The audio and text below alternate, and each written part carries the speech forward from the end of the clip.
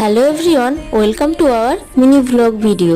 2 দিন খুব বর্ষা হয়েছে, তারপরে আজকের সকাল বেশ মিষ্টিই লাগছে। আজ আমাদের বাড়িতে আসছে পরিশোনার মামা দাদু। পুজো তো সামনে, তাই তাকে নিতে আসছে।